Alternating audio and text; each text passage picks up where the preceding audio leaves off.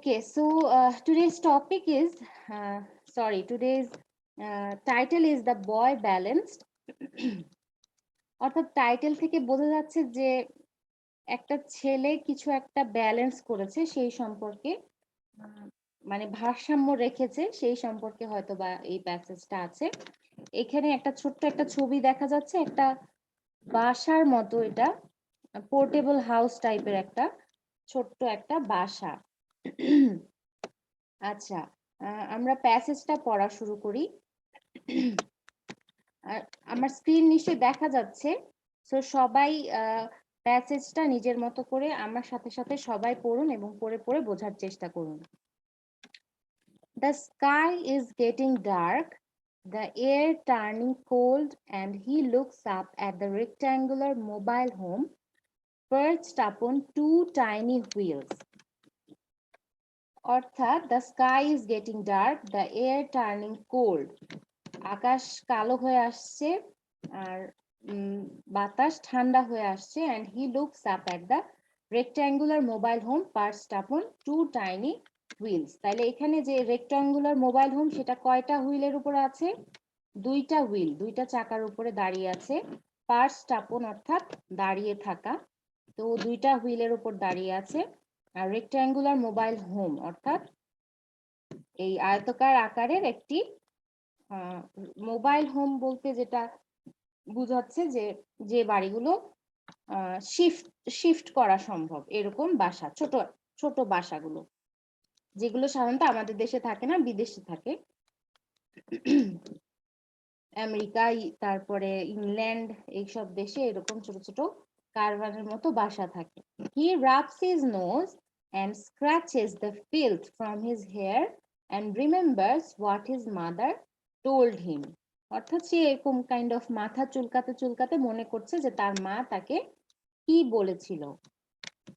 An invisible force holding him back that he knows he must break through. অর্থাৎ সে ভাবছে যে সে তাকে অবশ্যই এই বাসাটার ভিতরে, মানে বাসাটায় যেতে হবে। He steps on the first stack of cinder blocks and wobbles his way to the door. তাহলে কি বলছে? He steps on the first stack of cinder blocks and wobbles his way to the door. অর্থাৎ কি যে সে first stack of cinder block, এখানে দেখেন কিছু কিছু ওয়ার্ডস আছে যেগুলো হয়তো একটু আনকমন হতে পারে। সিন্ডার ব্লকসটা হচ্ছে এক ধরনের ইটের মতো, সিমেন্টের ব্লক টাইপের। তো সে এই ব্লকগুলোর স্তূপের উপরে প্রথম ধাপ রাখলো। and wobbles his way on the door. wobbles মানে হচ্ছে সে হচ্ছে ওই দরজায় যাওয়ার জন্য সে কিছুটা তার কাঁপুনি আসলো, মানে কোথাও উঠতে গেলে, এবড়ো থেবড়ো জায়গায় উঠতে গেলে আমরা যেমন একটু কেঁপে উঠি সেরকম। তারপরে বলছে reaching the second step, a song takes shape in his head. তাহলে সে প্রথম স্টেপ উঠলো, তারপরে বলছে রিচিং দ্য সেকেন্ড স্টেপে ওঠার পরে a song tax shape in his head, তার মাথায় একটা গান নাড়া দিল, বা তার মাথার মধ্যে একটা গান আসলো। গানটার লাইন, এখানে 4টা লাইন দিয়েছে গানে। তাহলে কোন স্টেপে ওঠার পর তার মাথায় গান আসলো? সেকেন্ড স্টেপে ওঠার পরে। বলছে গানটা কি? Get there in one piece, get there so you can speak, there's nothing left to it, it's almost been 1 week. তার মানে গানটা থেকে বোঝা যাচ্ছে যে get there in one piece, get there so you can speak, there's nothing left to it, it's almost been 1 week. তার মানে গানের মেইন বিষয়বস্তু হচ্ছে যে খাওয়ার মতো কিছুই নাই, এবং তারা মানে এখানে গানের কথাটা অনুযায়ী যে 1 সপ্তাহ ধরে তারা কিছুই খায় নাই। তো গানের কথাটার এই গানটার থিম মোটামুটি এইটাই যে তারা 1 সপ্তাহ ধরে কিছু খায় নাই, কারণ খাবার মতো কোনো কিছুই অবশিষ্ট নাই। তাহলে সেকেন্ড স্টেপে ওঠার পরে ছেলেটা এই গানটা মাথায় আসলো। তারপরে বলছে the last step is stacked 5 high and he totters sideways and knocks on the sheet metal door. The last step is stacked 5 high and he totter, এখানে মনে হয় কিছু একটা মিসিং আছে, হয়তো বা 5 কিছু একটা, মানে 5 ধাপ উঁচু বা এরকম কিছু একটা। যে লাস্ট স্টেপটা এখানে বোঝাতে চাচ্ছে লাস্ট যে স্টেপ সেটা একটু বেশি উঁচু, এবং সেজন্য কি হয়েছে, he totters sideways and knocks on the sheet metal door, এবং সে প্রায় পাশের দিকে প্রায় পড়েই যাচ্ছিল, এমন মানে পড়ার মতো অবস্থা। টটার্স মানে হচ্ছে একদম টলমল অবস্থা বা পড়ে যাওয়ার মতো অবস্থা। কিন্তু সে কি করলো, and knocks on the sheet metal door, কিন্তু সে পড়ে না গিয়ে ব্যালেন্স করে নিয়ে সে ওই মেটাল ডোরে নক করতে সক্ষম হলো। He stands balancing on one leg, তার মানে এখানে বলছে যে he stands balancing on one leg, এক পায়ে ভর করে মোটামুটি সে ব্যালেন্স করলো।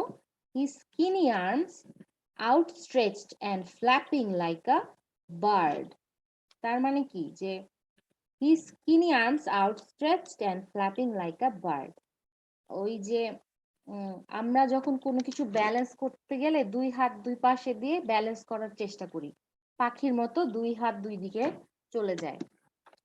তো এইরকম করে সে দুই হাত দুই দিকে আউটস্ট্রেচ করে হাত নাড়িয়ে নাড়িয়ে ব্যালেন্স করার চেষ্টা করছিল। About to fall, he catches his balance long enough to knock again, this time harder. তার মানে প্রথমে একবার সে নক করেছে, দ্বিতীয়বারে প্রায় টটার করতে, মানে একদম শেকি অবস্থা, পড়ে যেতে যেতে সে এবার বেশি সময় ব্যালেন্স করতে পেরেছে, এবং সেকেন্ড টাইম সে সবচেয়ে জোরে বা আগের থেকে বেশি জোরে নক করতে সক্ষম হয়েছে। A crunch of gravel in the road behind him. A crunch of gravel in the road behind him. তার মানে কি, ক্রাঞ্চ মানে হচ্ছে ক্রাঞ্চি, যেটা বলি মানে মচমচে বা মুড়মুড় শব্দ। কিসের মুড়মুড় শব্দ? গ্রাভেল, নুড়ি পাথরের মুড়মুড় শব্দ সে শুনতে পেল পিছনে, তার পিছনে যে রাস্তাটা ছিল সেখানে।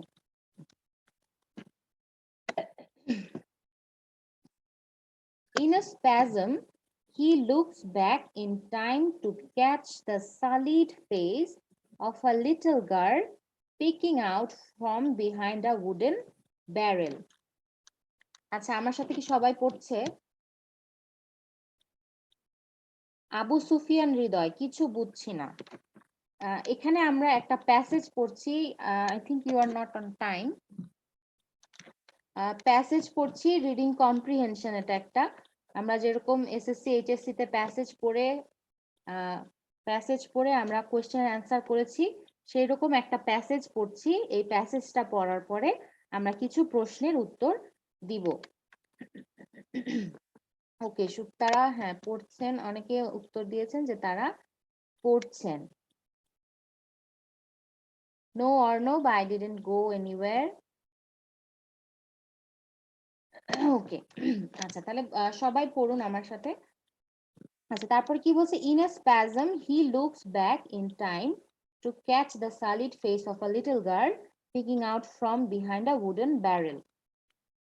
In a spasm বলতে এখানে বোঝাচ্ছে যে এক ঝলক, সে মানে ওই মোমেন্টে সে কি করলো, পিছনে দেখলো।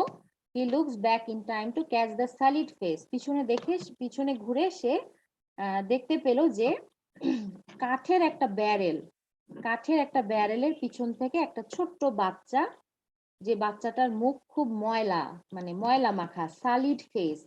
সালিড বলতে বোঝায় কলঙ্কিত, কিন্তু এই কলঙ্কিতটা এখানে মেটাফোরিক্যালি ইউজ হয়েছে, মানে বা সিমিলি হিসেবে ইউজ হয়েছে, যে কলঙ্কিত বলতে ময়লা মাখা ফেস বুঝিয়েছে, ময়লা মানে ডার্ট, নোংরা তার মুখে সেই বাচ্চাটা একটা উডেন ব্যারেলের পিছন থেকে উকি মারছে।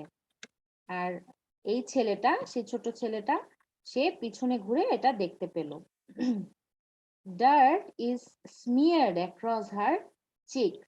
তাহলে dirt is smeared across her cheeks, মানে মেয়েটার ওই যে সেই ব্যারেলের উডেন ব্যারেলের পিছনে যে ছোট মেয়েটা উকি মারছিল, তার গালে ময়লা একদম লেপ্টে আছে, মানে অনেক ময়লা তার গালে, পুরো গালটা বা মুখটা, পুরো ফেসটা।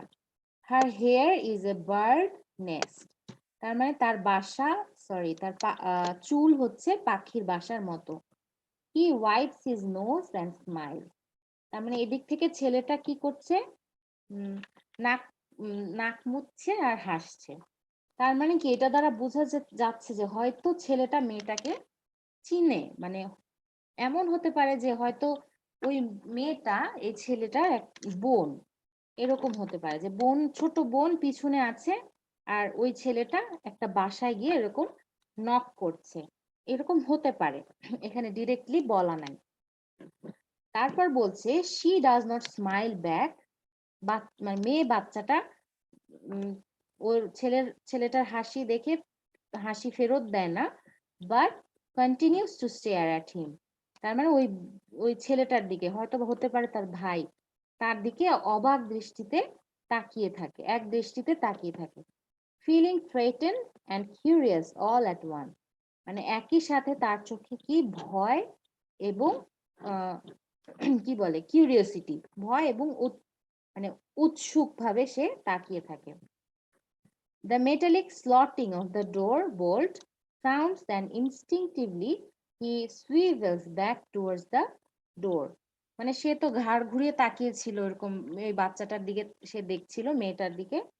তো যখন ওই যে দরজা খোলার সাউন্ড আসলো, মেটালিক সাউন্ড, তখন সে আবার ঘাড় সেই দরজার দিকে ঘুরিয়ে ফেললো। The man's face is dark and cold and glaring, and it startles him, and he loses his balance and falls to the grass below. অর্থাৎ কি, দ্য ম্যানস ফেস, এখানে ম্যান কোথা থেকে আসলো, ম্যান আসলো দরজা খুলে, একটা ম্যান বের হয়ে আসলো। The man's face is dark and cold, তার ফেসটা খুবই মানে ডার্ক আর কোল্ড, একদম মানে বলে না যে একদম ঠান্ডা চেহারার একটা লোক, মানে মুখে কোনো হাসি নাই। And glaring and it startles him and he loses his balance, মানে লোকটার চেহারা এতই মানে ভয়ঙ্কর ছিল বা খুবই রাগান্বিত টাইপের চেহারা ছিল। And he loses his balance and falls to the grass below, সেটা দেখে সে ভয়ে মানে চকিত হয়ে সে পিছনে ঘাসের মধ্যে পড়ে গেল, ওই ছেলে বাচ্চাটা। The morning dew turning his shirt a darker shade of gray.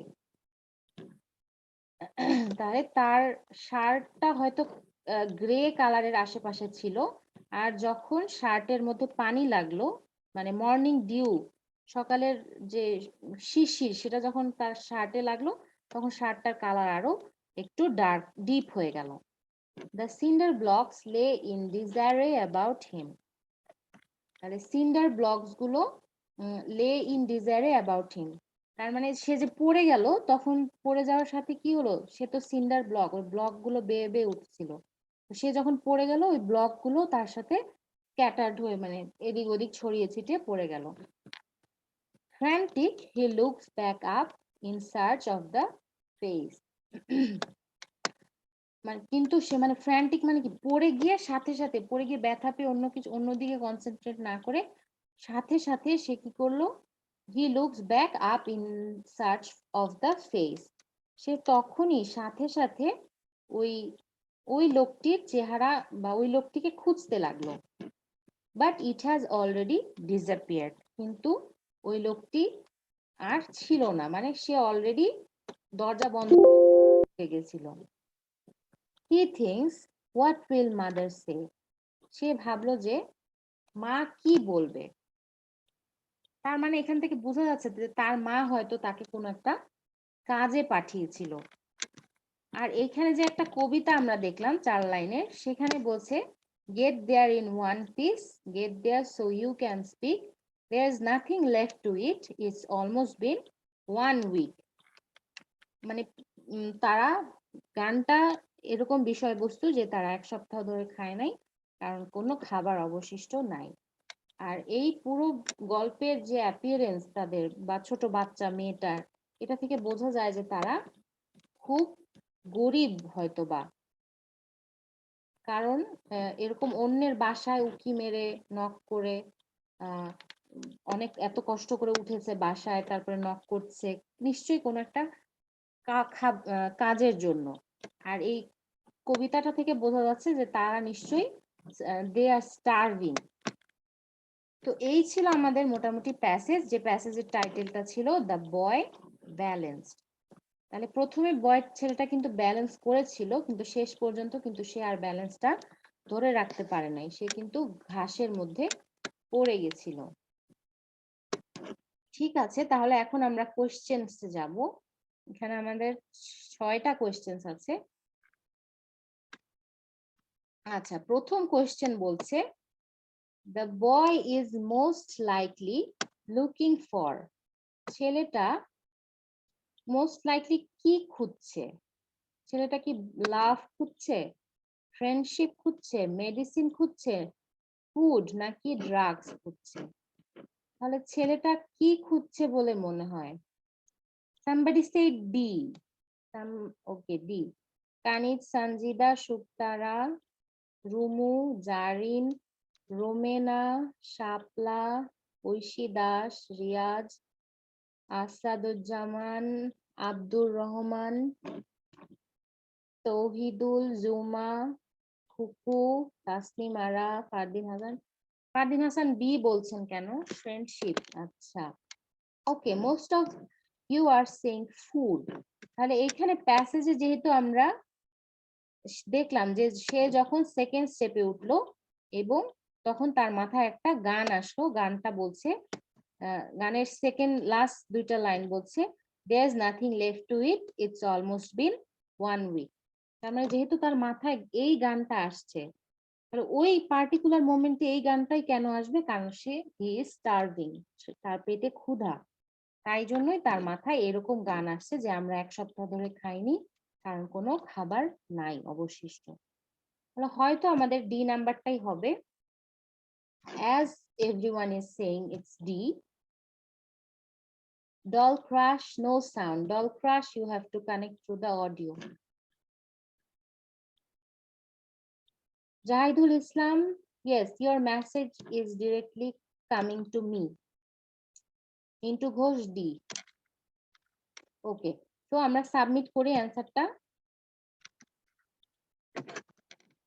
ওকে, তাহলে আমাদের অ্যান্সারটা সঠিক হয়েছে, কারণ এই ছেলেটা যে গানটা মনে করছিল সেই গানটা থেকে আমরা বুঝতে পারছি যে ছেলেটা খাবারই খুঁজছিল। ওকে, আমরা নেক্সট কোশ্চেনে যাই। In paragraph 1, the author writes, he steps on the first stack of cinder block and wobbles his way to the door. Which of the following literary device is used in this sentence? তার মানে এখানে বলছে paragraph 1-এ author বলেছেন he steps on the first stack of cinder blocks and wobbles his way to the door. First প্যারাগ্রাফে কই? এই যে এখানে বলছে he steps on the first stack of cinder blocks and wobbles his way to the door. ওকে, তারপরে বলছে which of the following literary devices is used on this sentence? প্রথমটা বলছে assonance characterized by the repetition of similar vowel sounds in a sentence. This is used to add character to the writing and often adds an element of playfulness. Okay, so assonance characterized by the repetition of similar vowel sounds in a sentence. তাহলে এখানে কি আমাদের similar vowel sounds আছে? He steps on the first stack of cinder blocks and wobbles in his way to the door. তাহলে এখানে আমাদের similar vowels sounds নাই সেভাবে. This is used to add character to the writing and often adds an element of playfulness. তার মানে এই যে অ্যাজোনেস সেটা কেন ইউজ হয়, কোনো একটা ক্যারেক্টারের প্লেফুলনেস দেখাতে. ওকে, তাহলে এটা হতে পারে. পরের অপশনটা দেখি.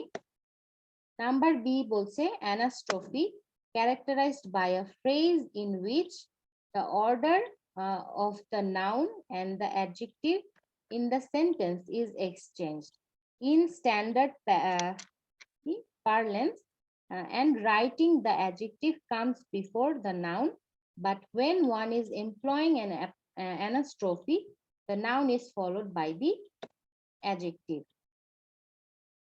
The reversed order creates a dramatic impact and lends weight to the description offered by the adjective.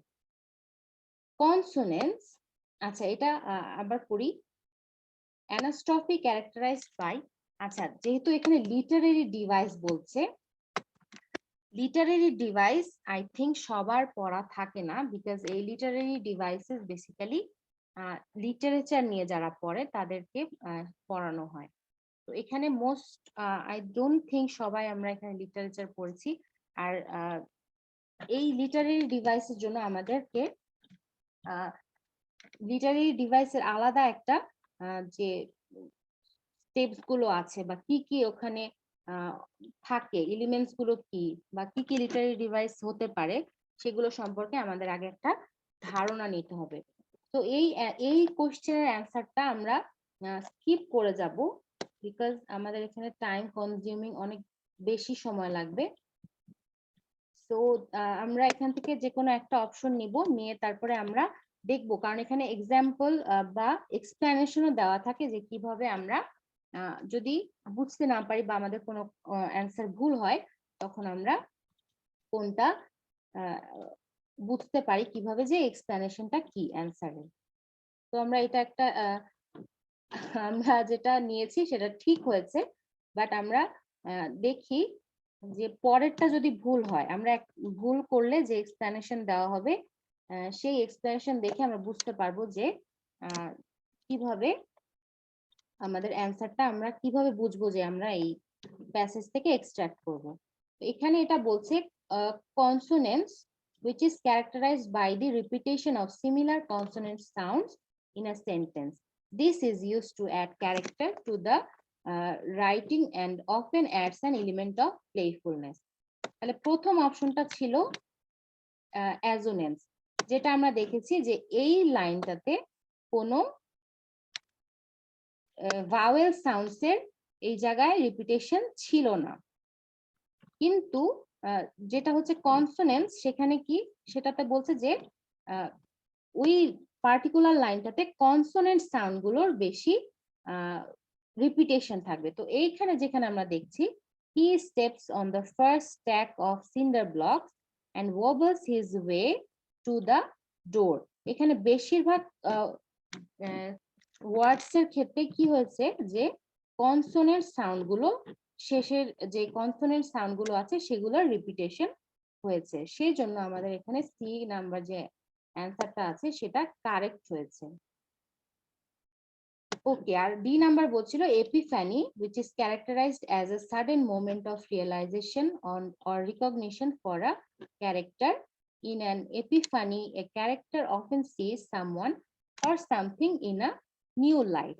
অর্থাৎ একটা ক্যারেক্টারের নিউ একটা ডাইমেনশন প্রকাশের জন্য এই এপিফ্যানি ইউজ করা হয়, বাট এখানে তো সেটা করা হয়নি. এখানে জাস্ট তার একটা অবস্থা বোঝাচ্ছে যে সেই ক্যারেক্টারটার মানে যে ছেলেটার, এই ছেলেটার তার ওই সময় অবস্থা বোঝাচ্ছে, তার নতুন কোনো দিক এখানে বোঝায় নাই. তাহলে এই গেল আমাদের 2 নাম্বার কোশ্চেন, না এটা? হ্যাঁ 2. Okay, let's move on to the next question. এখানে বলছে what happens in the first passage. প্রথম প্যাসেজটিতে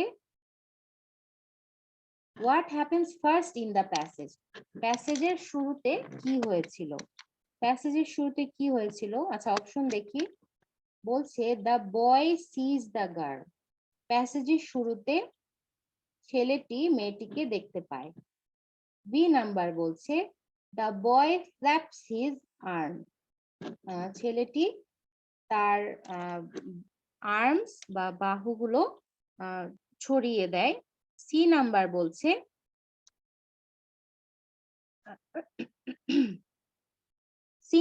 বলছে the boy falls to grass. ছেলেটি ঘাসের মধ্যে পড়ে যায়। D number the man's face disappears. E number the boy knocks on the door. তাহলে প্যাসেজের শুরুতে কি হয়েছে? The sky getting dark, cold, rectangular. He rubs his nose, feels his ear, an invisible force holding him back. He steps on the first stack of cinder blocks and wobbles his way to the door. Reaching the second step, a song. Okay. তাহলে এখানে আমাদের প্যাসেজের শুরুতে মানে এই sequence অনুযায়ী কোন জিনিসটা সবার প্রথমে আসছে?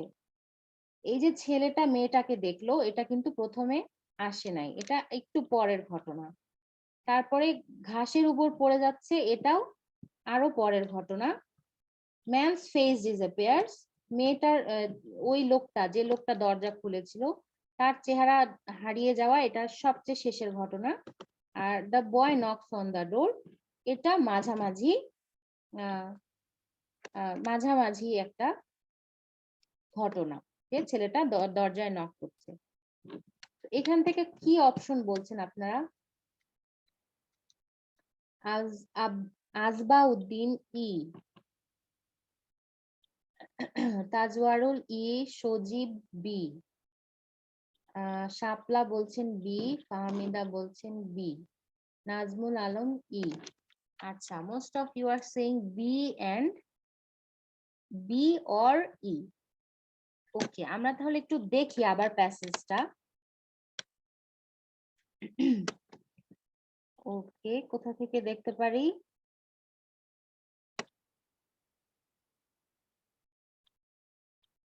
এখান থেকে দেখি। He steps on the first stack of the cinder block and wobbles his way to the door. তার মানে এখানে ওই যে পাখা হাত ডানা ঝাপটানোর মতো করে হাত নাড়ানো, এটা আসে নাই এখনো। Reaching the second step, a song takes shape in his head. তারপরে গান আসলো তার মাথায়। The last step is stacked 5 high and he totters sideways and knocks on the sheet metal door. তাহলে দেখেন, সে মেটাল ডোরে কিন্তু সবার আগে নক করলো। মেটাল ডোরে নক করার পরে তারপরে he stands balancing on one leg, his skinny arms outstretched and flapping like a bird. তো নক করার পরের ঘটনা হচ্ছে এই যে the boy flaps his arm. তাহলে খুব সম্ভবত এখানে ই নাম্বারটা আমাদের হতে পারে। আবু সুফিয়ান হৃদয়, লুৎফুল ইসলাম শাকুন ই, ছোয়া ই, আবু সুফিয়ান বলছেন সি। ওকে, সি বলছে যে the boy falls to the grass. ছেলেটা গ্রাসে পড়ে যায় কিন্তু আরো পরে, সে অলমোস্ট শেষের দিকে, এই যে এইখানে he loses his balance and falls to the grass below. তাহলে সি নাম্বারটা হবে না। তাহলে এখানে আমরা ই নাম্বারটা দিয়ে দেখি যে আমাদের অপশন অ্যান্সারটা হয় কিনা।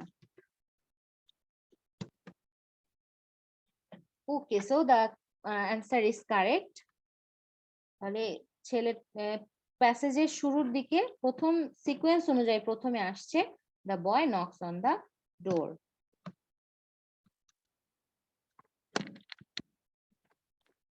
Next questions. এখানেও আবার আমাদের লিটারারি ডিভাইস, এখানে আমরা একটা তাহলে এক্সপেরিমেন্ট করে দেখব। In paragraph 3 the author rights, paragraph 3 তে যাই। This is 1 2 and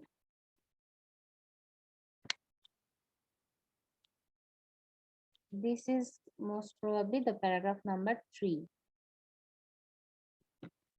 Okay, in paragraph 3, the author writes, he stands balancing on one leg, his skinny arms outstretched and flapping like a bird.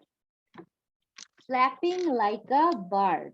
তার মানে কি, এই যে এখানে দেখেন, তার এখানে তার একটা মানুষের সাথে একটা পশু বা পাখিকে তুলনা করা হয়েছে।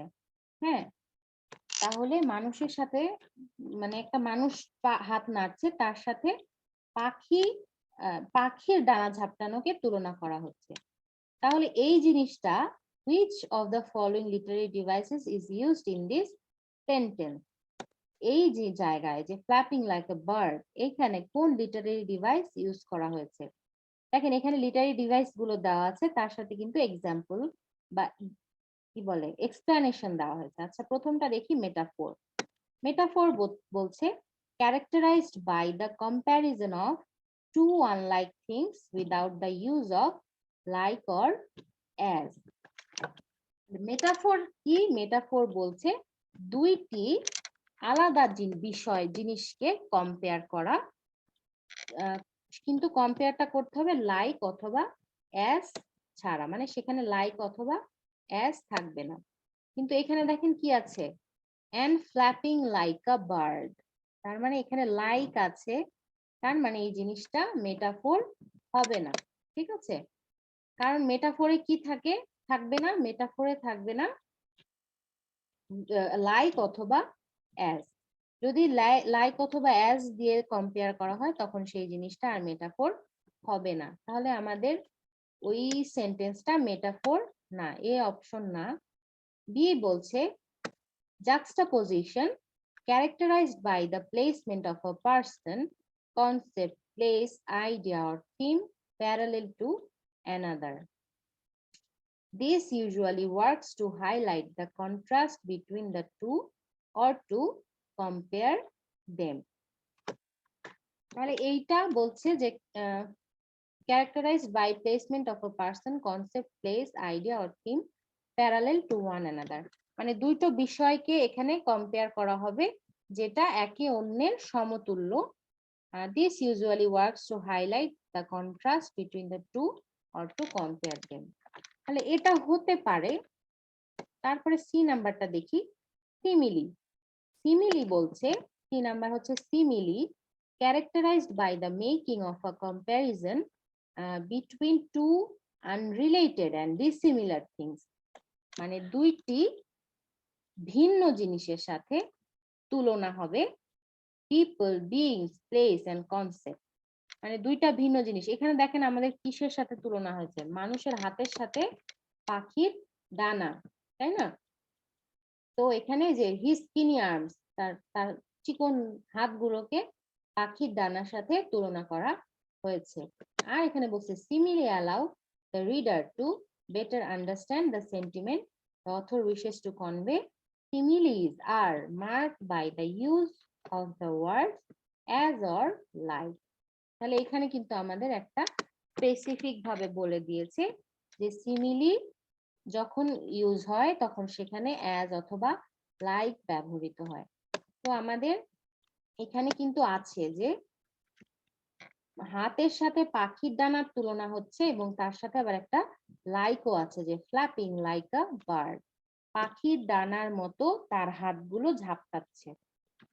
তাহলে এখান থেকে আমরা মনে হচ্ছে যে সি হতে পারে। তাহলে আমরা সি দিয়ে দেই, সিমিলি। আপনারা কি অ্যান্সার দিয়েছেন কেউ? Romana Akter, Abu Sufian, C, Rumu,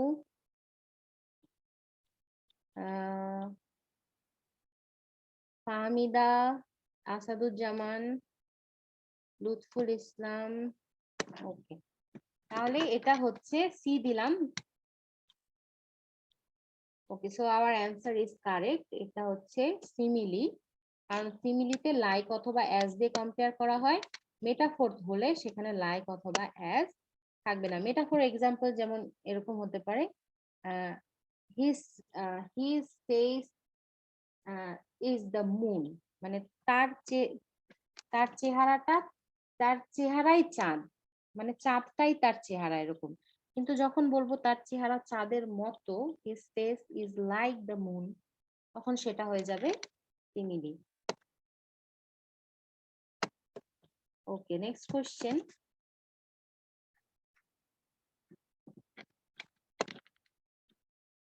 next question বলছে what type of narrator tells the story in the passage.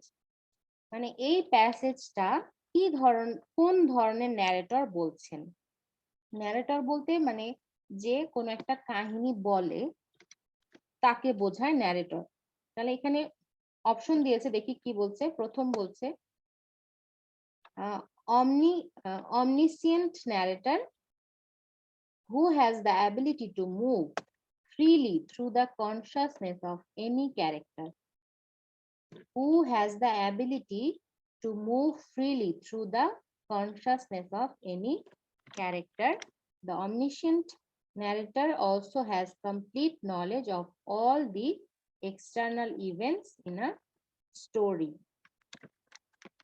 তার মানে এখানে বলতে চাচ্ছে যে এই অমনিশিয়েন্ট ন্যারেটরদের ক্ষমতা থাকে যে কোনো ক্যারেক্টারের ভিতর, মানে যে কোনো ক্যারেক্টারের মধ্যে ফ্রিলি ঢুকে যাওয়ার। The omniscient narrator also has complete knowledge of all the external events in a story. তার মানে স্টোরির বাইরে, ঘটনার বাইরেও যে ঘটনাগুলো ঘটে, মানে ক্যারেক্টাররা যে কথা বলে তার বাইরে যে ঘটনাগুলো ঘটে সেগুলোতেও অমনিশিয়েন্ট ন্যারেটররা কি থাকে, তারা জানে সেগুলো। তারপরে বলছে unreliable narrator who intentionally or unintentionally relates events in a subjective or distorted manner. The author usually provides some indication early in such stories that the narrator is not to be completely trusted. Okay, so এখানে অনেক বড় বড় করে এই যে এইগুলো দেওয়া হয়েছে, এক্সপ্লেনেশন গুলো দেওয়া হয়েছে। আমাদের অলমোস্ট ক্লাস টাইম শেষ হয়ে যাচ্ছে। আমরা এখান থেকে একটা অপশন চুজ করব এবং চুজ করে আমরা যদি সঠিক না হয় তখন আমরা এক্সপ্লেনেশনটা দেখে নিব। Let's choose question number B. Okay, এখানে আমাদের কোশ্চেনটা কারেক্ট হয় নাই। কেন কারেক্ট হয় নাই সেটার এক্সপ্লেনেশন এখানে দেখেন, ভিউ এক্সপ্লেনেশন আছে। আমরা যাই, এই যে এখানে বলছে in paragraph 1 the author writes he rubs his nose. তার মানে এখানে এত এক্সপ্লেনেশন পড়ে এখন যেহেতু সময় নাই, তো ইউ হ্যাভ টু, যখন আপনি নিজেরা করবেন you have to read this on your own, যে ভুল হলে যেন আপনি বুঝতে পারেন এখানে কিভাবে আপনার ভুলটা হচ্ছে। নেক্সট কোশ্চেনে যাই। লাস্ট কোশ্চেনটা বলছে in paragraph 3 the author writes her hair is a bird nest. Her hair is a bird nest. তার চুলটা হচ্ছে পাখির বাসা।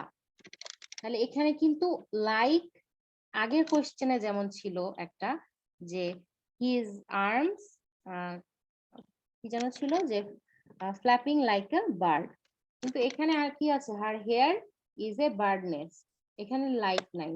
তাহলে আগের অপশন থেকে আমরা বুঝতে পারছি যে এখানে মেটাফোর লাইক অথবা অ্যাজ নাই, তাই জন্য এটা মোস্ট প্রবাবলি মেটাফোর হতে পারে।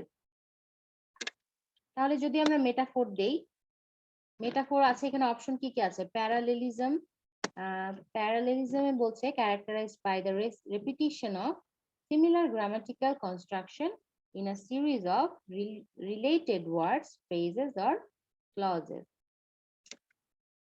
Characterized by the repetition of similar grammatical construction, না এটা প্যারালেলিজম হবে না, কারণ এখানে এইটা বোঝাই যাচ্ছে যে এখানে চুলের সাথে কাকে তুলনা করা হয়েছে, পাখির বাসা। তো এই জায়গায় দুইটা জিনিসের তুলনা হয়েছে, এখানে অন্য কিছুই নাই।